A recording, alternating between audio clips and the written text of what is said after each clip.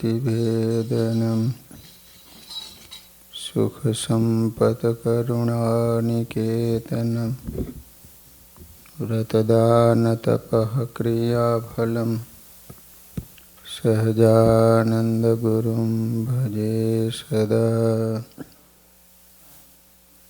बोलो स्वामीनारायण भगवाननी, श्री हरि कृष्ण महाराजनी, श्री राधा कृष्ण देवनी, श्री नरनारायण देवनी, श्री लक्ष्मी नारायण देवनी जय।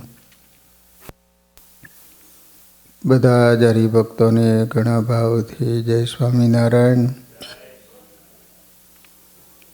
વાલા ભક્તજનો, આપણે સ્વામિનારાયણ મહાપ્રભુના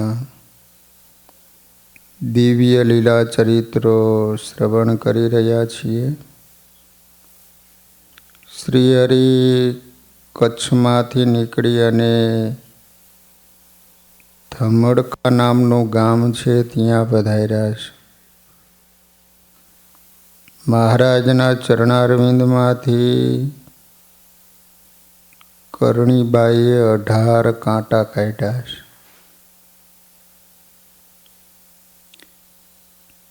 એટલામાં મુકુંદ બ્રહ્મચારી થાળ લઈને આવ્યા। મહારાજ બેઠા થયા, જળથી મુખ પ્રક્ષાલન કરી પાટલા ઉપર થાળ જમવા બિરાઈ ગયા। કરણીબાના ભાવ પ્રમાણે થાળ થયો હતો। મહારાજ પણ પ્રેમથી જમ્યા। પછી પૂજાની સામગ્રી મંગાવી ષોડશોપચારે મહારાજની પૂજા કરી, મહારાજને વસ્ત્રો ઓઢાડ્યા।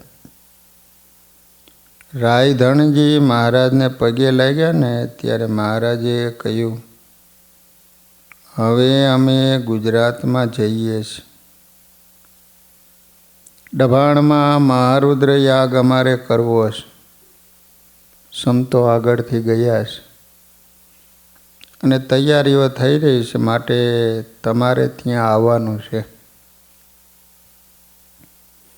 મહારાજે એમના બીજા 2 ભાઈઓ જેલમજી અને હિન્દુજીને પણ ડભાણ આવવાનું કહ્યું। ચોથા ભાઈની વિધવા કરણીબાને પણ કહ્યું કે તમારે 4 ડભાણ આવવું। આ સાંભળીને જેલમજીની પુત્રીએ કહ્યું કે મહારાજ, મારે પણ કાકીની સાથે ડભાણ આવવું છે। આપની દિવ્ય લીલાના દર્શન કરવા છે। તે સાંભળી જેલમજીએ તે સમજાવતા કહ્યું કે બેટા, ત્યાં તમારે ન અવાય, તમારે તો આણું વાવવાનું છે, એટલે ઘેર જ રહેવું જોઈએ। પણ એને હઠ લીધી એટલે મહારાજે એમને સમજાવતા કહ્યું કે જુઓ, તમે બંને કાકી ભત્રીજી અહીં જ રહો। ડભાણમાં અમે જે લીલા કરીશું તેના દર્શન તમને અહીં બેઠા થશે। લો, આ સાંભળીને એમને શાંતિ થઈ। કરણીબા પણ મહારાજની આજ્ઞા અનુસાર ભત્રીજીને રાજી કરવા ઘેર રહ્યા।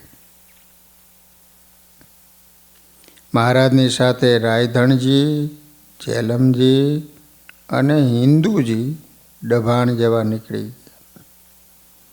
માળિયા થઈને મહારાજ ખાખરેચી પધાર્યા। ત્યાં તળાવમાં ઘોડાને પાણી પાયું। પછી ત્યાંથી નીકળી વાંટાવદર થઈને મહારાજ હળવદ પધાર્યા। અહીં મહારાજ તથા એમની સાથે આવેલા રાયધણજી અને એના ભાઈઓ મૂળજી બ્રહ્મચારી વગેરે તળાવને કાંઠે બેઠા। એટલામાં ગામમાં ખબર પડી કે મહારાજ પધાર્યા છે હળવદ। ગામના લોકો બધા ભેગા થઈ ગયા। સામૈયું લઈને મહારાજને તેડવા તળાવને કાંઠે સૌ ગયા। મહારાજ એમને જોઈને રાજી થયા. એમણે કહ્યું કે મહારાજ, ગામમાં પધારવું જોઈશે. અમે બધી તૈયારી કરી દીધી છે. તરત જ મહારાજ ઘોડે બિરાઈ ગયા. વાતે ગાતે મહારાજ હળવદ ગામમાં પધાર્યા. ઈશ્વર દવેને ત્યાં મહારાજે ઉતારો કર્યો. મહારાજ હળવદથી તરત નીકળી જવાના છે એ જાણી હળવદના હરિભક્તો કોઈ પેંડા તો કોઈ બરફી, કોઈ સુખડી, સાકર વગેરે લાવ્યા. મહારાજને કહ્યું કે મહારાજ, આપે અમારી વસ્તુ અંગીકાર કરવી પડશે. મહારાજ એમનો ભાવ જોઈ પ્રથમ પોતે એમની સાથે આવેલા દરબારોને જમાડ્યા. છતાં માલ તો ઘણો વધ્યો. મહારાજે સૌને કહ્યું, તમે કેટલું બધું લાવ્યા છો તે હજુ ખૂટતું જ નથી. ત્યારે એમણે હાથ જોડીને કહ્યું કે મહારાજ, હળવદના માણસો જમવે જબરા, એમના લાડુ પણ જબરા, એટલે એમના મન પણ જબરા હોય. ઓછું તો એમની નજરમાં જ ન આવે. માટે હવે તો જેટલો માલ વધ્યો હશે એ આપ જમી જાઓ. આપ જમો, એ લીલાના અમે દર્શન કરીએ, એ જ અમારી પ્રસાદી. આ સાંભળીને મહારાજ હસ્યા. એમણે કહ્યું કે ભલે તમારી એવી ઈચ્છા છે તો અમે બધું જ જમી જઈશું. એમ કહીને મહારાજ પેંડા, બરફી, સુખડી, સાકર બધું મળીને લગભગ 1 મણ જેટલી સામગ્રી જમી ગયા. હરિભક્તોને ખૂબ આનંદ થયો. તે સમયે ત્યાં શિવશંકર જાની પણ હતા. એમને પણ હાથ જોડી મહારાજને કહ્યું, મહારાજ, હું ઉતાવળમાં આપને જમાડવા સારું કંઈ લાવી શક્યો નથી, તો આપ મારે તે જમવા ન પધારો? મહારાજે તરત કહ્યું, ભલે તમે તૈયારી કરો, અમે હમણાં જ આવીએ છીએ. આ સાંભળી ત્યાં આવેલા સૌ ભક્તોને આશ્ચર્ય થયું. એમની અંતરની વાત જાણી મહારાજે ત્યાં વાત કરી કે દુર્વાસા મુનિને ગોપીઓના થાળ જમવાનું કઠણ ન પડ્યું, તો અમને કેમ કઠણ પડે? સૌને લાગ્યું કે પરોક્ષની વાતમાં પ્રતીતિ આવે પણ પ્રત્યક્ષમાં શંકા થાય. ગોપીઓને પણ આશ્ચર્ય થયું હતું. પરંતુ દુર્વાસાએ એમને કહ્યું, અમે તો સર્વાત્મા બ્રહ્મ એમને જમાડવા છે અને અમે તો સદા ઉપવાસી જ છીએ. મહારાજ શિવશંકર જાનીને ત્યાં પધાર્યા. સાથે દરબારો પણ આવ્યા.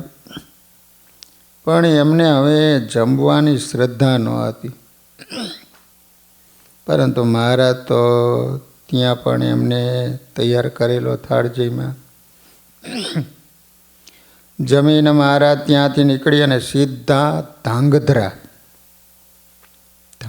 થઈ મેથાણ પધાર્યા. અહીં પૂજાભાઈ ઝાલાના દરબારમાં મહારાજે ઉતારો કર્યો. મહારાજ પધાર્યા હશે એ સમાચાર ગામમાં મળ્યા એટલે સૌ હરિભક્તો પૂજાભાઈના દરબારમાં આવવા લાગ્યા. મહારાજે સૌને કહ્યું, અમારે ડભાણમાં મહા મોટો વિષ્ણુ યાગ કરવો છે. સંતોના મંડળો આવશે, સૌના એક સામટા દર્શન થશે. સૌએ હાથ જોડીને કહ્યું કે મહારાજ, આપની આજ્ઞા છે તો અમે જરૂર આવીશું. બીજે દિવસે પણ હરિભક્તો આવ્યા, મહારાજની વાતો સાંભળતા હતા. એવામાં એકાએક મહારાજે સૌને પૂછ્યું, આ ટાણે વરસાદ થાય તો તમારા ખડામાં પડેલા અનાજને નુકસાન થાય કે નહીં મેથાણમાં? ત્યારે એમણે કહ્યું કે અમારા જો વરસાદ ઘણો થાય તો અનાજ તણાઈ જાય, પણ આ તો શિયાળો છે, અત્યારે વરસાદ ક્યાંથી હોય? તે સાંભળી મહારાજે આકાશ સામે જોયું. આકાશ સ્વચ્છ હતું, છતાં મહારાજે ત્યાં બેઠેલા સૌ હરિભક્તોને કહ્યું, તમે સૌ ઉઠો અને ખડામાં પડેલા અનાજને ઢાંકીને અહીં પાછા આવો. તે સાંભળી સૌને આશ્ચર્ય થયું, પણ મહારાજની આજ્ઞા હતી એટલે તેઓ બધા ખડામાં ગયા અને ઉપર ઢાંકીને પાછા આવ્યા. એમને પાછા આવેલા જોઈને મહારાજે ફરી કહ્યું, ખડા જો ઉપરથી ઢાંક્યા હોય તો ફરી જાઓ અને બરાબર ઢાંકીને આવો. આ સાંભળી કેટલાક ગયા અને કેટલાકને થયું કે આ શિયાળામાં વરસાદ ક્યાંથી હોય? વળી આકાશ પણ ચોખ્ખું છે એમ વિચારીને ત્યાં જ બેસી રહ્યા. થોડી વાર થઈ અને આકાશમાં વાદળ ચડી આવ્યું. મુશળધાર વરસાદ પડ્યો.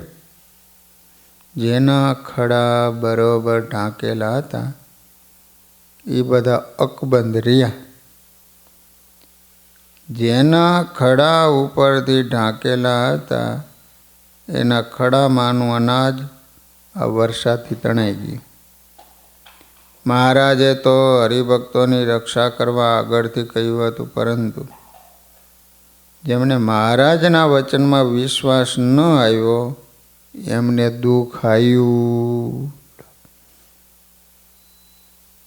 બીજે દિવસે મહારાજ પૂજાભાઈ અને એમની સાથેના હરિભક્તોને લઈને એક હરિભગતને ત્યાં જમવા પધારતા હતા મેથાણમાં.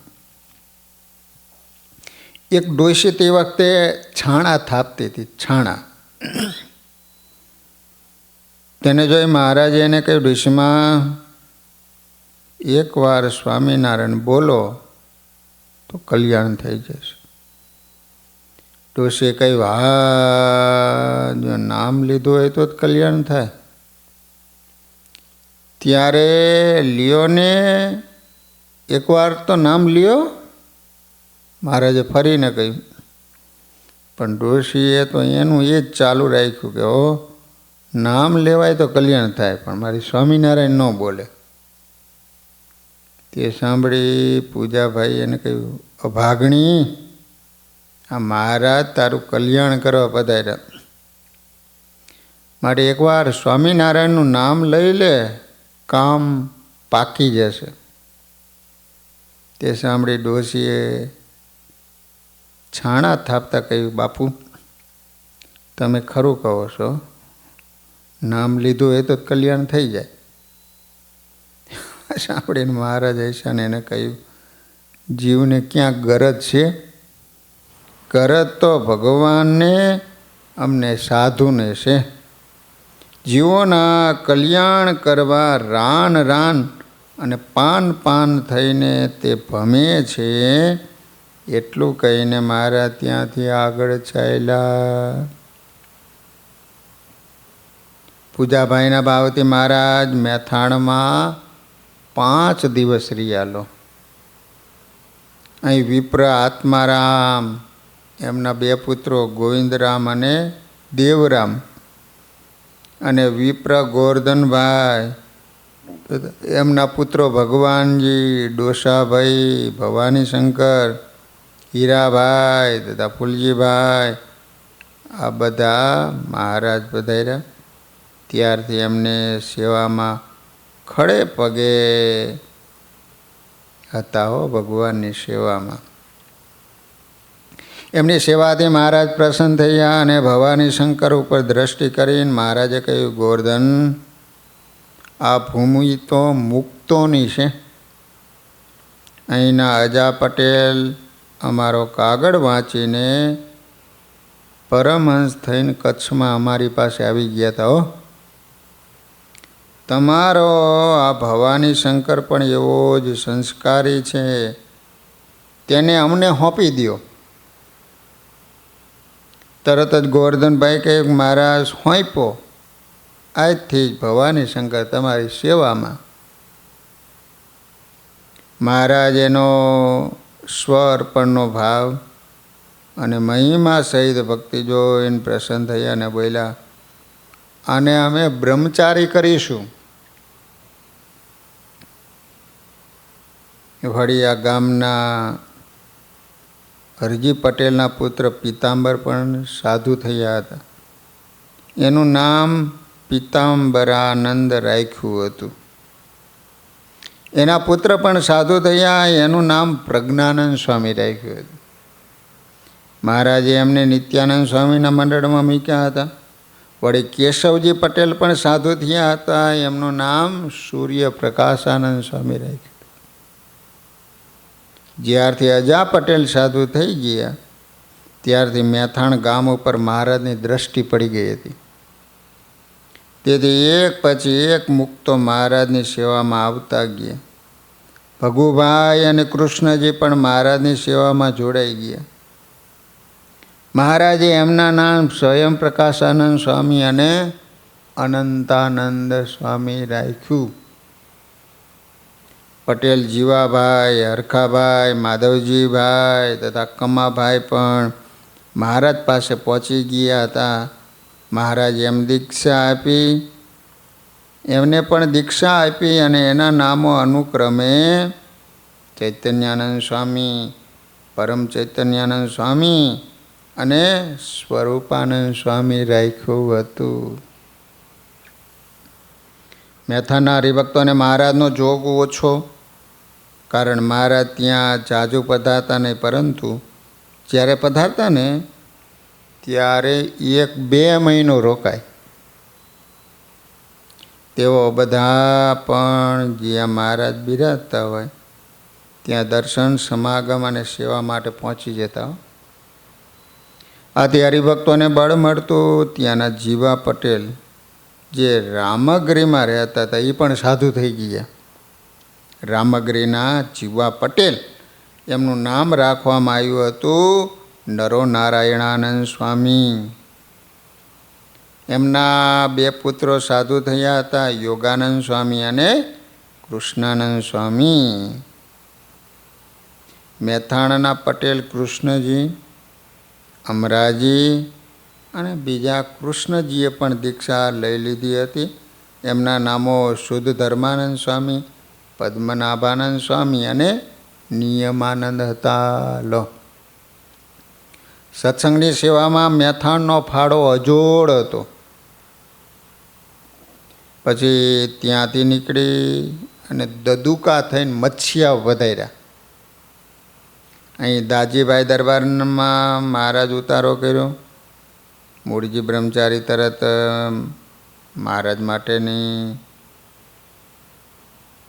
થાળની વ્યવસ્થામાં પડી ગયા. નાહી નિત્ય કર્મથી પરવારી મહારાજ માટે એમને થાળ તૈયાર કરી દીધો.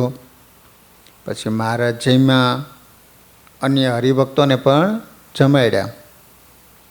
સાંજે ત્યાંથી નીકળી મહારાજ જેતલપુર પધાર્યા. જેતલપુરમાં યજ્ઞ કર્યા પછી ફરી 10 મહિને પાછા પધાર્યા. લો, હરિભક્તોનો હર્ષ માતો નહોતો. સૌ મહારાજ પાસે આવી ગયા. ગંગામાએ થાળ તૈયાર કરી દીધો. મહારાજ થાળ જમ્યા, સાથેના હરિભક્તોને પણ જમાડ્યા. પછી ડભાણના યજ્ઞની વાત કરી ભગવાને જેતલપુરમાં. હો, સૌને યજ્ઞમાં આવવાની આજ્ઞા કરી. કેટલાકને અગાઉથી આવા સૂચના કરી. પછી બોલ્યા, અમારે સવારે અહીંથી નીકળી અને મહેમદાવાદ જવું છે. મહેમદાવાદ. તે સાંભળી હરિભક્તોએ આગ્રહ કર્યો. મહારાજે કહ્યું, આ વખતે આગ્રહ હોય નહીં, કામ મોટું આદર્યું છે, એટલે તૈયારી પણ મોટી કરવી પડશે, માટે જવું જ પડે.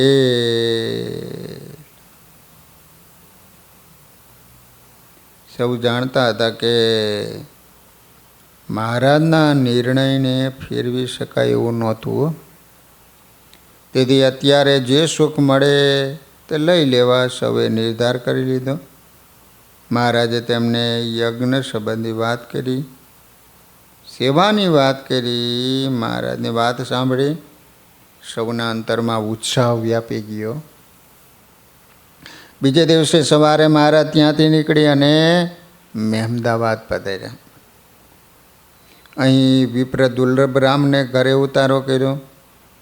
વિપ્રે થાળ તૈયાર કર્યો. મહારાજને અને સાથેના હરિભક્તો સંતોને જમાડ્યા. મહારાજ ત્યાં એક દિવસ રોકાયા અને ત્યાંથી નીકળીને સીધા ડભાણ પધાર્યા. ડભાણ મહારાજ ડભાણ પધાર્યા. યજ્ઞની તૈયારી માટે ત્યાં આવેલા મુક્તાનંદ સ્વામી, બ્રહ્માનંદ સ્વામી, અન્ય સંતો હરિભક્તો મહારાજ પાસે તરત આવી ગયા. મહારાજે કરવા ધારેલ મહારુદ્ર યાગની તૈયારી માટે માનવ બુદ્ધિ અને શક્તિ ઓછા પડે તેમ હતા. જેતલપુરના યજ્ઞમાં જે સામગ્રીઓના ગંજ ખડકાયા હતા તેથી વિશેષ સામગ્રીની અહીં જરૂર હતી. લો, વિશેષ તૈયારીઓ પણ કરવાની હતી. વળી અસુરોના ઉપદ્રવ સામે રક્ષણની પણ જોગવાઈ કરવાની હતી. એટલે સૌએ કેટલી અને કેવી તૈયારીઓ કરી છે એ મહારાજે સમજી લીધું. કેટલું બાકી છે અને શું શું કરવાનું છે એ પણ ભગવાને જાણી લીધું. સીધા સામગ્રી ક્યાંથી મંગાવવા, એ કામ કોને હોંપવું એ સૂચના આપી દીધી. યજ્ઞના રક્ષણ માટે અને યજ્ઞમાં આવનાર હરિભક્તોના રક્ષણ કાજે મહારાજે એમને કહ્યું, વૈરાગીઓનું જોર ઘણું છે હો. જેતલપુરમાં યજ્ઞ પછી આપણા પ્રત્યે ઈર્ષા, વેર ઝેર વધ્યા છે. વળી અમે એના અધ્યક્ષને કાગળ લખીને આમંત્રણ પણ આપ્યું છે. એટલે એ બધા આવશે યજ્ઞના દર્શન કરવા નહીં, પણ યજ્ઞમાં વિઘ્ન નાખવા માટે.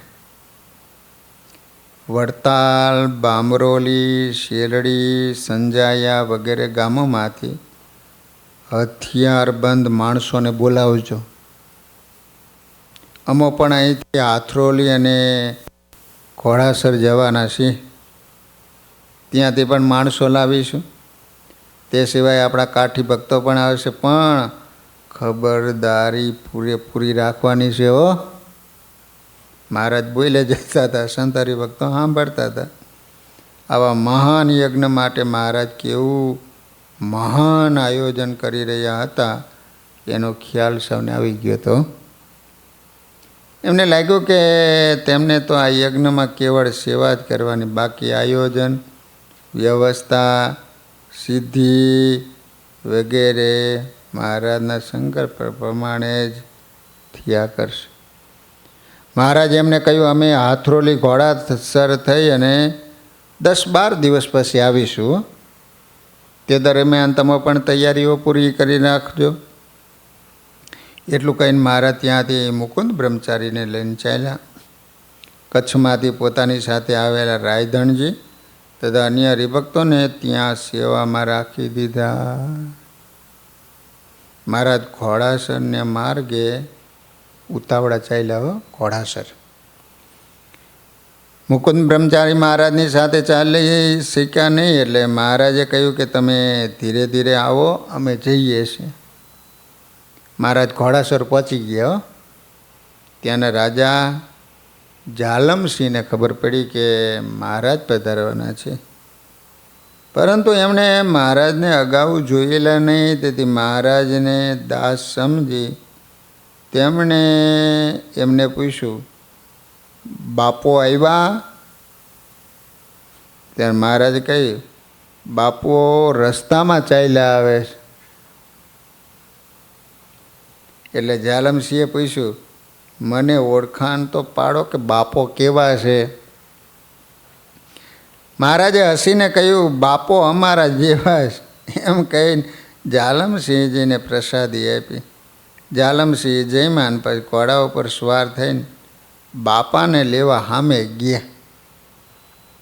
જાલમસિંહ આથરોલીને માર્ગે પડ્યા ત્યાં એને સામેથી મુકુંદ વર્ણી દેખાયા.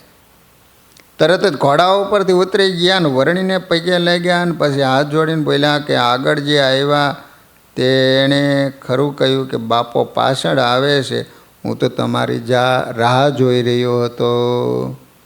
કારણ કે જાલમસિંહ બાપુએ કોઈ દિવસ સ્વામિનારાયણ ભગવાનના દર્શન કર્યા નહોતા. એટલે સ્વામિનારાયણ ભગવાને એને પૂછ્યું કે બાપો ક્યાં હશે? તો કે પાછળ આવેલા. હવે મૂળજી બ્રહ્મચારી હતા ને ત્યાંને એમ કે આ સ્વામિનારાયણ ભગવાન છે એમ. બ્રહ્મચારી આ સાંભળીને મૂંઝાયા. એને પૂછ્યું ક્યાં બાપાની રાહ જુઓ? દરબારે કહ્યું કેમ? આપની જ. આપના વગર બીજો કયો બાપો જગતમાં છે? આપ પધાર્યા તે અમને શાંતિ શાંતિ થઈ ગઈ. બ્રહ્મચારીને થયું કે મહારાજે દરબારને ભેખડે ભરાવી દીધા લાગે છે. એટલે એમણે કહ્યું કે દરબાર બાપો તો આગળ પહોંચી ગયા તે છે, હું તો એમનો સેવક છું. આ સાંભળીને જાલમસિંહ ચમક્યા. એમને યાદ આવ્યું મહારાજે કહ્યું હતું કે બાપો અમારા જેવા છે, ભગવાન જેવા તો એક ભગવાન જ હોય. તેમણે તરત ઘોડા ઉપર ચડીને ઘોડો દોડાયો. ઘોડાસરથી મહારાજ આથરોલીને માર્ગે જઈ રહ્યા હતા. જાલમસિંહે મહારાજને જતા જોયા, ઘોડાનું ચોકડું ખેંચ્યું, ઘોડો પૂરપાટ દોડવા લાગ્યો. દોડતા ઘોડાનો અવાજ સાંભળી મહારાજ એક કોરે ખસી ગયા. એટલે આમ જાલમસિંહ ઘોડા ઉપરથી ઉતરી મહારાજને પગે લાગે. મહારાજને કહ્યું મહારાજ આપ જ બાપો હતા તો મને કહ્યું કેમ નહીં? અમે કહીએ બાપો ન ઓળખાય, એ તો બીજાની સાંખે ઓળખાય. મહારાજે હસતા હસતા કહ્યું લો. દરબારને ગમ પડી. ભગવાનને ઓળખવા એ સહેલું ન હતું. આજ તો ભગવાને દયા કરી એટલે ઓળખાયા. તેમણે મહારાજને કહ્યું કે મહારાજ આપ આ ઘોડા ઉપર બિરાજો. તે સાંભળી મહારાજે કહ્યું ઘોડા ઉપરથી પડી જવાની બીક લાગે છે. જાલમસિંહે કહ્યું કે મહારાજ હું ઘોડાની સરક પકડી ઘોડાને દોરીશ, માટે આપ બેસો. મહારાજ દરબારનો ભાવ જોઈ ઘોડા ઉપર બિરાઈ ગયા. દરબાર ઘોડાને દોડતા આગળ ચાલ્યા. થોડી વારે આથરોલી પહોંચી ગયા. મહારાજ અહીં ભગુ ખાંટને ઘેર ઉતર્યા. ખાંટ પરિવાર. મહારાજ દબાણથી નીકળ્યા ત્યારે ત્યાં કહેતા ગયા હતા કે સંત મંડળ અને હરિભક્તોના જે મંડળો આવે એને આથરોલી અથવા ઘોડાસર મોકલજો. મહારાજની આજ્ઞા પ્રમાણે અહીં મહાનુભાવાનંદ સ્વામીનું મંડળ આવ્યું. પછી સોરઠનો સંઘ આવ્યો. એમાં પીપલાણા નરસિંહ મહેતા તથા લાડકીબાઈ, મઢડાના જેઠો મેયર આવ્યા. આખા, પંચાળા, ધોરાજી, માણાવદર, ગણોદ વગેરે ગામના હરિભક્તો પણ આવ્યા હતા. વળી જાડિયા, ઉપલેટા, ફળેણી, જેતપુર, માંગરોળ, ગોંડલ, પાડાસણ, ખાંભા, સરદાર, વડાળી, કાંકરિયાળી વગેરે ગામના બાઈઓ ભાઈઓનો સંઘ ત્યાં આવ્યા. રોહિશાળાના લક્ષ્મીરામ પણ આવ્યા. આમ ડભાણના યજ્ઞ ઉપર આવેલા સંઘો મહારાજની આજ્ઞાથી અહીં આવી ગયા. મહારાજ ભગુખાંટના ફળિયામાં સભા કરતા હતા. સંતો હરિભક્તોને જોઈને રાજી થતા. મહારાજના દર્શન કરી સંતો હરિભક્તોને પણ આનંદ થઈ ગયો. આથરોલી ગામ નાનું, સંઘ મોટો આવી ગયો. સંતો ગામમાં ભિક્ષા માગી લેતા. ભિક્ષામાં આવેલા અન્નમાં પાણી નાખી એને શુદ્ધ કરી એના ગોળા વાળીને જમતા. અર્ધરાત્ર સુધી મહારાજની જ્ઞાન વાતો સાંભળી ગામની બહાર આંબલીઓના વૃક્ષ નીચે સંતો સૂઈ રહેતા. સંતોના ત્યાગ અને વૈરાગ્યની ખુમારી જોઈને મહારાજ પણ એ વૈરાગ્યને વિશેષ ઓપ આપતા. ઓપ ચડાવતા. એક પ્રહર રાત્રિ બાકી હોય ને ત્યારે મશાલ લઈને સંતો પાસે જતા, સૂતા સંતોને જગાડતા. એમના અંતરમાં જે જે સંકલ્પ થતા હોય તે ઉપર વાતો કરતા. તપ એ સંતોનું આભૂષણ છે. આ દેહ તો મિથ્યા છે, એમનું દમન કરી જે અમને પ્રસન્ન કરવા તપ કરે એના ઉપર અમે ઘણા બધા રાજી થઈએ છીએ. શ્રી હરિને તપ સંબંધી આવી આકરી વાત સાંભળી એક સંતને તપનો વેગ લાગી આવ્યો. 3-4 દિવસ પછી શ્રી હરિ સૌ સંતો સાથે હાથરોલેથી 12 મુવાડે જમવા જતા હતા. 12 મુવાડા ગામ છે. ત્યાં એમને રસ્તામાં એક સાધુને એકલા બેઠેલા જોયા. તે સાધુએ જે રીતે આસન લગાવ્યું હતું અને એકાગ્રતા સાધી હતી તે જોઈને ભગવાન રાજી થયા. પછી સાધુને જગાડ્યાને પૂછ્યું, સાધુ રામ, આ શું કરો છો? તેમણે હાથ જોડીને કહ્યું કે મહારાજ, આપને તપ પસંદ છે એટલે તપ કરું છું. છેલ્લા 3-4 દિવસથી અન્ન કે પાણી કાંઈ લીધા નથી. આ સાંભળી શ્રી હરિ એને કહ્યું, તપ તો કરો છો એ સારી વાત છે, દેહને મિથ્યા સમજી દેહનું દમન કરો છો એ પણ સારું છે, પરંતુ આ કળિયુગમાં અતિશય તપ ન કરવું. દેહ અને મોક્ષનું સાધન છે, માટે દેહને જાળવવું પણ ખરું, પરંતુ તેને ભોગનું સાધન ન માનવું. આટલું સમજી વિચારીને તપ કરશો તો તમે ઘણું તપ કર્યું ગણાય છે. શ્રી હરિ 12 વાડે જમીન પાછા આંત્રોલી સંત મંડળ સાથે આવી ગયા. હાથરોલી એટલામાં સુરતનો સંઘ પણ આવી પહોંચ્યો. શ્રી હરિના દર્શનથી એમને અપાર શાંતિ થઈ ગઈ. શ્રી હરિ પણ એમને જોઈને પ્રસન્ન થયા. સૌએ દંડવત કર્યા, શ્રી હરિના ચરણનો સ્પર્શ કર્યો. પછી સૌ બેઠા ને એટલે શ્રી હરિએ એને પૂછ્યું કે તમે અહીં ક્યાંથી આવ્યા? એટલે એમને કહ્યું કે મહારાજ, અમે ડભાણ પહોંચ્યા ને ત્યારે બ્રહ્માનંદ સ્વામીએ કહ્યું કે આપ અત્રે બિરાજો છો હાથરોલી. અમને કહ્યું કે મહારાજ અહીં 3-4 દિવસમાં પધારશે તો સૌ અહીં રહો, પરંતુ અમને ધીરજ રહી નહીં ને એટલે અમે અહીં આવી ગયા. એમનો ભાવ જોઈ મહારાજ અત્યંત પ્રસન્ન થયા. પછી જાલમસિંહે કહ્યું, મહારાજ હવે ઘોડાસર પધારો અને આપની સેવા ભક્તિ કરવાના અમારા મનોરથો પૂરા કરો. આપને માટે આ પાલખી પણ લઈને અમે આવ્યા છીએ. મહારાજે તરત ઘોડાસર જવા માટે સૌને તૈયાર થવા કહ્યું. જાલમસિંહના માતૃ શ્રી રામ ભગત હતા, પરંતુ જેતલપુરના યજ્ઞમાં મહારાજનો પ્રતાપ જોઈને ઘોડાસરના અંબાબાઈને સત્સંગ થયો. પેલા રામ ભગત હતા.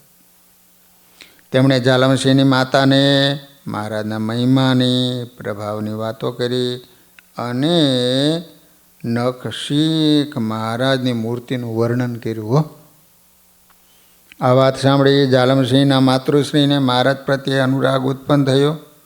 તે જ રાત્રે અને સ્વપ્નમાં રામચંદ્ર ભગવાને દર્શન દીધા અને કહ્યું, આજે પરબ્રહ્મ પુરુષોત્તમ ભગવાન સ્વામિનારાયણ સ્વરૂપે પ્રગટ થયા છે. એમનો સંબંધ કરશો તો આત્યંતિક કલ્યાણ થઈ જશે. એટલું કહ્યું એટલે તરત તેમને શ્રી હરિના દર્શન થયા. અંબાબાએ શ્રી હરિના સ્વરૂપનું વર્ણન કર્યું હતું. તેવા સાક્ષાત શ્રી હરિ એમને દેખાયા.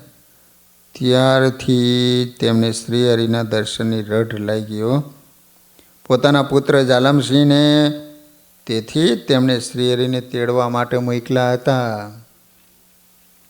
મહારાજ સંઘ સહિત ઘોડાસર જવા પધાર્યા. પોતે પાલખીમાં બિરાજમાન થયા. જાલમસિંહે પોતે પાલખી ઉપાડ્યો. મહારાજ એમને ના કહી તો કહ્યું કે મહારાજ ભોંયનો અવતાર આવ્યો હશે ત્યારે પાલખીઓ ઉપાડી જાય છે ને, પાલખીઓ ઉપાડનારા હોય ને ભોંય કહેવાય. ત્યારે આપ તો સાક્ષાત પુરુષોત્તમ નારાયણ છો, આ સેવાથી અમારું કલ્યાણ થઈ જશે. મહારાજ એમના ભક્તિભાવથી પ્રસન્ન થયા. હો મહારાજ સંઘ સહિત ઘોડાસર વધાર્યા, આખા ગામમાં ફર્યા, સૌને દર્શન દીધા. પછી જાલમસિંહ દરબારને ત્યાં ઉતારે પધાર્યા. મહારાજ સભામાં બિરાજ્યા ને એટલે સુરતના સંઘના હરિભક્તો મહારાજની પૂજા કરવા ઊભા થયા. કેસર મિશ્રી ચંદનથી મહારાજની પૂજા કરીને પછી 1800 રૂપિયાની કિંમતનું મંડિલ મહારાજના મસ્તકે બાંધ્યું. 1800 રૂપિયા એટલે એ સમયના વેડ, વીટીઓ, કડા, હાંકડા, બાજુબંધો ઇત્યાદિ આભૂષણો ધરાયો. કિંમતી વસ્ત્રો પણ ધરાવ્યા. એ રીતે 10,000ની કિંમતના આભૂષણો વસ્ત્રો મહારાજને ધરાવ્યા. 10,000 રૂપિયાના, બોલો. જાલમસિંહ તો ભેટની આ વસ્તુઓ જોઈને આશ્ચર્યચકિત થઈ. અનેક પ્રકારની સુરતી મીઠાઈની માટલીઓ પણ લાવ્યા હતા. દરબાર આ બધું જોઈને વિચારવા લાગ્યા, ઠેઠ સુરતથી આ સંઘ અહીં આવ્યો, આવી સેવા કરી, તેમને મહારાજનો કેવો મહિમા હશે. ક્યાં સુરત ને ક્યાં ડભાણ ઘોડાસર. બપોરે સંઘ જમાડ્યો. મહારાજે જાતે પીરસ્યું. જાલમસિંહના માતૃશ્રીને મહારાજે સ્વપ્નમાં જેવા દર્શન દીધા હતા ને એવા પ્રત્યક્ષ જોયા. એટલે એમને પણ મહારાજના સ્વરૂપનો નિશ્ચય થઈ ગયો. પછી મહારાજે દરબારને બોલાવીને કહ્યું, દરબાર, અમારે ડબાણમાં મહા મોટો વિષ્ણુ યાગ કરવો છે,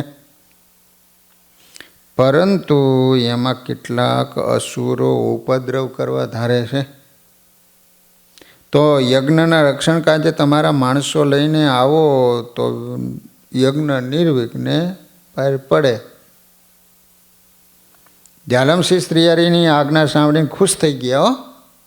એમનું ખમીર ઉઈસડું. પોતાના ઈષ્ટદેવના કાર્યમાં વિઘ્ન નાખનારને ઝેર કરી નાખવાના એમના સંકલ્પ થવા લાગ્યા. તરત કહે કે મહારાજ, મારી પાસે 1,00,000 કામઠીઓ છે, તીરકામઠા લઈને માણસો ફરતા હોય ને એવા. એના ધનુષમાંથી છૂટેલું બાણ અચૂક નિશાન પાડે એવા એ બળિયા છે. તે સાંભળીને મહારાજ ઈશાન એમને કહ્યું, આપણે એટલા બધા કામઠીઓની જરૂર નથી, ફક્ત 1,000-1,500 લઈને આવજો. લો, 1,000-1,500 લઈને આવજો. બાપુએ કીધું 1,00,000 લઈને આવું. બોલો. અમારી સાથે કચ્છના સુરવીર ક્ષત્રિય રાયધણજી અને એના ભાઈઓ છે, ઝાલાવાડના ઝાલા ક્ષત્રિયો છે, મેથાના પુંજાભાઈ છે, સડકીના દયાળજી પગી છે, આથરોલીના ભગુ ખાંટ છે, ડાંગરવાના અગરાજી છે. આ બધાએ ખોખરામાં વૈરાગીઓને પોતાની તાકાતનો અનુભવ કરાવી દીધો હતો. એટલું કહી મહારાજ અટક્યા. જાલમસિંહ આ સાંભળી રહ્યા હતા. તે મહારાજ આગળ બોલ્યા, જાલમસિંહ, ખોખરાના જંગ પછી માયાએ ફરી ફૂફાડો મારવાનું નક્કી કર્યું છે. વળી અમે પણ એ ભેખના સરદારને કાગળ લખી ડભાણ આવવા આમંત્રણ આપ્યું છે. એટલે એની સરભરા કરવાની તકેદારી પણ પૂરેપૂરી રાખી છે. હો, બ્રહ્માનંદ સ્વામીને કહ્યું કે બામરોલી અને વડતાલથી કોળીઓને તેડાવજો, કાઠિયાવાડમાંથી કાઠીઓને તેડાવજો. બધા ડભાણમાં આવી ગયા. મહારાજે રચેલા વ્યૂહની વ્યવસ્થા સાંભળી જાલમસિંહ તો આભાજ બની ગયા. એને લાગ્યું કે અહિંસ યજ્ઞના પ્રસ્થાન માટે આતતાઈઓની હિંસા મહારાજને અનિવાર્ય લઈ. તેમણે તરત જ પોતાના સરદારને કહી દીધું કે 1500 કામઠીઓ તૈયાર થઈને ડભાણ જવા ચાલી નીકળો. મહારાજની ભક્તિ જોઈ પ્રસન્ન થયા. જાલમસિંહના આગ્રહથી મહારાજ પાલખીમાં બિરાઈ ગયા. ગામના લોકો પણ સૌ મહારાજને અને સંત મંડળને વડાવવા માટે સૌ નીકળ્યા. પાદરે આવ્યા ને એટલે મહારાજ પાલખીમાંથી ઉતરી ગયા. પરંતુ એટલામાં તો સામેથી સંઘ આવતો દેખાણો. ડભાણમાં દેશ દેશના હરિભક્તો આવી ગયા હતા. ગરડાથી કિશોર વયના ઉત્તમ કુમાર એટલે દાદા ખાચર પોતાની બહેનો સાથે આવ્યા હતા. ડભાણના યજ્ઞમાં જીવા ખાચર, મૂળુ ખાચર, નાંગમાલો, ઘેલા ધાધલ વગેરે પણ આવી ગયા હતા. વળી કોટડા, વાંકિયા, પડલી, ગુંદાળા, ઝિંજાવદર, ખંભાળા, કારિયાણી, સારંગપુર, ખાંભડા, નાગડકા, કુંડળ, બોટાદ, બગડના હરિભક્તો પણ આવી ગયા હતા. એ ઉપરાંત ગઢાળી, પીપળી તેમજ જમનાવડ, ધોલેરા, કરમઠ, ભેંસજાળ, રોજકા, જસકા, વાગડ વગેરે ગામના ક્ષત્રિય હરિભક્તો પણ આવી ગયા હતા. ખોખરાના બાવાઓ સાથે થયેલા યુદ્ધની સ્મૃતિ એમને તાજી હતી. વળી આ પ્રસંગે એવા કોઈ બનાવ બને તો પોતાના ઉપાસ્ય પ્રભુના કાર્યમાં માથા મૂકવા તત્પર થયેલા આ રાજપૂતના શસ્ત્રો એના મુખ ઉપર ઉગતા ભક્તિના તેજની જેમ ચમકતા હતા. હો, આ બધો માનવ મહેરામણ મહારાજના દર્શને ઘોડાસર ગયો. મહારાજે સંઘને આવતો જોયો. સંઘે મહારાજ અને એમના સંઘ સાથેના સંઘને ઘોડાસરના પાદરમાં જોયા. સૌના અંતરમાં આનંદનો સમુદ્ર હિલોડા લેવા માંડ્યો. રંગબેરંગી સાફાઓમાં શોભતા શૂરવીર રાજપૂતો રાંગમાં કાઠિયાવાડી ઘોડીઓ રમાડતા. તેમની સેવાળ ચાલથી ઊંચા નીચા થતા. એમના ઉઘાડા શસ્ત્રો સૂર્યના પ્રકાશમાં ચમકતા હતા. હો, જાણે ભરતીએ ચડેલા સમુદ્રની જેમ શોભતા હતા. મહારાજના સ્વાગત માટે વાગતા ઢોલ, ત્રાસા અને ભેરીના સૂરો જય ઘોષણા સમુદ્રના કુકવાટની જેમ ચારે દિશાએ પ્રસરી ગયા હતા. આ રીતે સ્વામિનારાયણ ભગવાને ડભાણમાં જ્યારે યજ્ઞ કર્યો ત્યારે કેટલા બધા હરિભક્તો આવ્યા છે. પણ આ વખતે મહારાજે બરાબર બંદોબસ્ત ગોઠવો છે. ખબર હતી કે અસુરો આવવાના છે, વિઘ્ન કરશે. એટલા માટે ભગવાન ઘોડાસર છે અને જાલમસિંહની બાપુ પાસેથી 1500 જેવા આદિવાસીઓને લઈ આવ્યા. તીરકામઠા બાણ લઈને. સહજાન સ્વામી મહારાજની જય.